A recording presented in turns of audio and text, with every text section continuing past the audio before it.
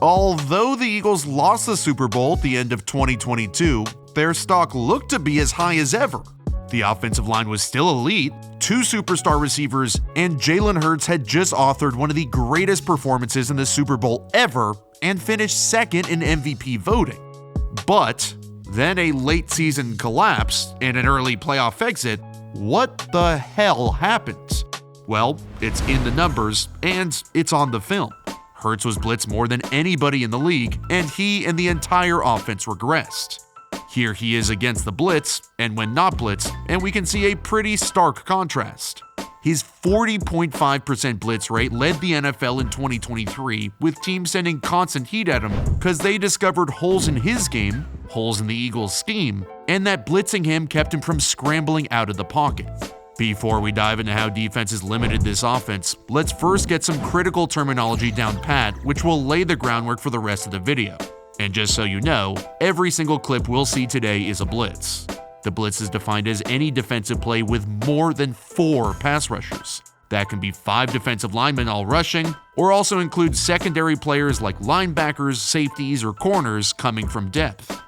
The other term we'll define is even more important, which is hot, which is when the defense brings one more defender than the offense can block, when they overload the protection, and that can just be to one side. So the quarterback has to change his entire post-snap process and target a different receiver since he has a defender flying at him completely unblocked.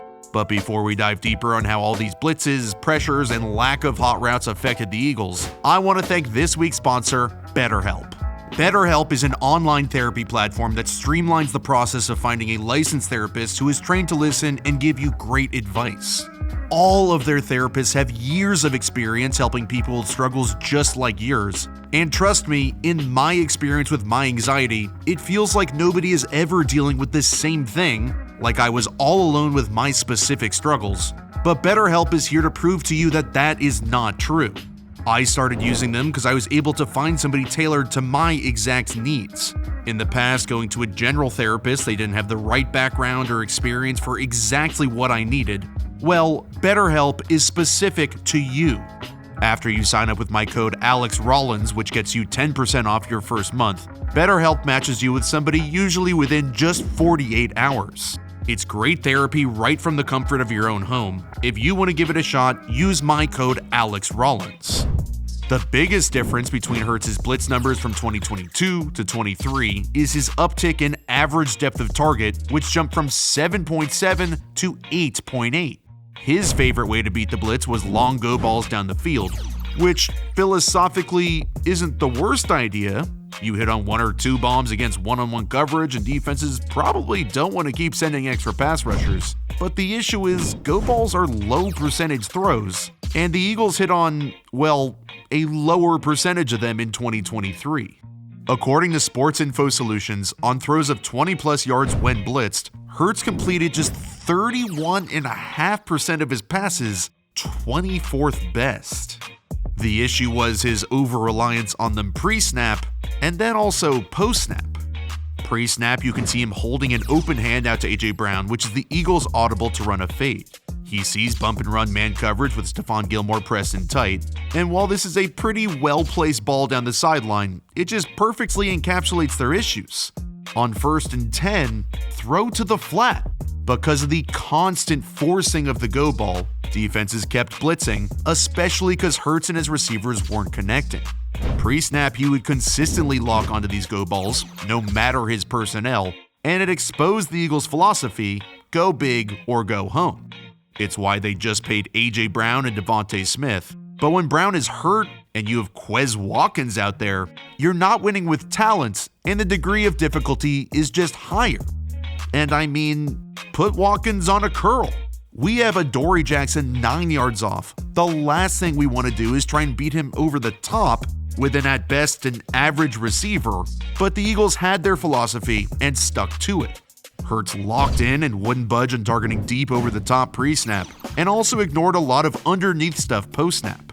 Here's A.J. Brown in the slot with a go route, and once again the corner, well, safety Jaron Kearse is about 9 yards off. Not great for a go. The Eagles have a hat for a hat, everybody blocked up. But when Hurts hits the top of his drop, he can either throw this go ball or hit Smith open to convert the first down. This is how you get defenses to stop bringing extra heat. It's one thing to dink and dunk and pick up a bunch of 3-yard gains when they're blitzing. Then, yeah, you gotta be more aggressive. But by consistently moving the sticks, that's how this Eagles offense would have found more success to force defenses out of the blitz, but they kept attacking deep. We saw a lot of throws where Hurts wasn't hot, meaning defenses sent 5, 6, 7, 8 pass rushers, but the Eagles had enough guys in the block. But even when he was hot with a free pass rusher, he was still audibling to go balls. The Bucs weren't even trying to pretend they weren't playing cover 0, which is just man-on-man coverage, no deep safeties, and a guaranteed free runner. But instead of Hurts audibling to an outbreaking route against the inside man coverage, he puts all his eggs into the go with, once again, not A.J. Brown, and it's just a bad decision when you're hot. He knows he's getting an unblocked rusher here, so going for the deeper throw is gonna be tough. But as I said, this wasn't all on him. The Eagles were not a well-coordinated offense. Offensive coordinator Brian Johnson should have given Hurts the freedom to slide the offensive line towards the side of the go ball. Instead of Hurts falling backwards away from the receiver, he could have audible to slide his line the other way so he could fade towards his guy, and at least have more of a base to him to make a stronger throw. At times, he'd be hot with no hot receivers. A hot receiver is a quick route that is part of the route concept that you can target if you get that unblocked rusher. So Johnson really screwed him there. And there were times where you could tell Hurts was coached to make poor decisions and that the Eagles offense just wasn't on the same page. Here the Bucs are again playing cover 0, so they have an extra rusher coming free, and the Eagles have the perfect concept. Basically a screen that acts as a hot since it's a short throw that Hurts can get off quickly. And it's an even better design with the motion because Antoine Winfield follows Dallas Goedert across the formation while playing deep, so Winfield would have to fly down to defend the screen with Kenny Gainwell blocking the linebacker. Winfield blows the coverage anyway, and yet Hurts targets the slant, and the pass is incomplete. Alex, you just said you wanted Hurts to throw the shorter stuff. That's what this is. But my issue is that Brian Johnson constantly had Hurts and his receivers on different pages and didn't hone in on the tiny details. Instead of quickly winning over the middle where there are no defenders, Smith should know that he's the hot receiver when he is the hot receiver, because he takes his sweet-ass time with this slow diamond release. And so by the time he finally turns his head, Hurts has Levante David right in his grill, and he can't throw the ball accurately. What's worse is the offensive line was disjointed as well, something I also put on Johnson, because the line allowed free runners that shouldn't have been free.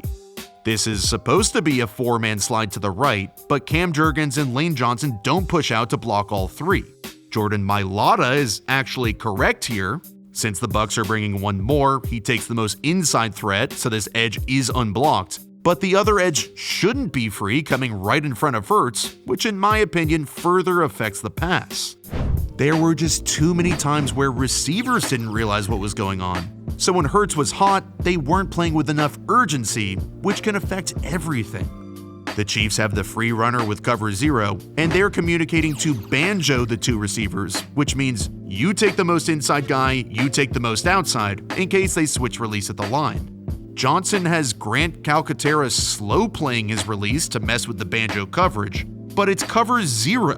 Hurts is hot. He's ready right now to throw to pick up a quick 6 on 2nd and 9, but Calcaterra's not ready, so he's forced to throw flat-footed, and instead of hitting the deep ball, it's underthrown and intercepted. You'd consistently see the receivers not on the same page themselves. This is the perfect call with Julio blocking the corner, so nobody is there to defend Goedert. But this is blocked like a tunnel screen, Julio screws it up, and the pass gets batted anyway. Their scheme was predictable, defenses started to know what was coming, and they'd easily read Hurts' hand signs. So between his deep ball being shut down, and then his scramble percentage against the blitz being cut in half, his 2 main strengths, running and the go ball, were limited by the blitz.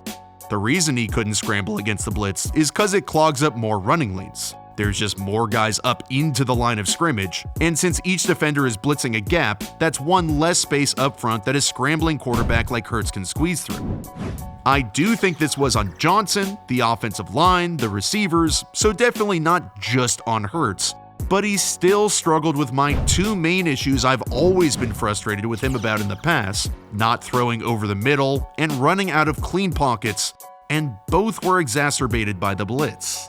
He'd leave the pocket too early or drop his eyes to look for a lane to rush through. And once you're not capitalizing on just a few open receivers down the field, the game can get out of hand quickly, and it often did in the back end of 2023.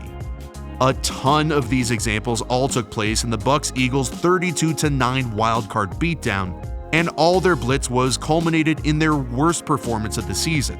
Todd Bowles blitzed Hurts 24 times on 35 dropbacks, 69% of the time. Nice. Bowles knew the assignment. The Eagles were completely overwhelmed. Their quarterback, offensive line, and receivers, while all stars, were outmatched, which is ultimately what transpired in the final third of their season, where everything seemed to fall apart. Now, with a new offensive coordinator in Kellen Moore, who will reinstall a brand new hot package for Hurts and the rest of the offense, the Eagles should be back on track. If they can fix their blitz woes from the 2023 season, they can turn back the clock to 2022.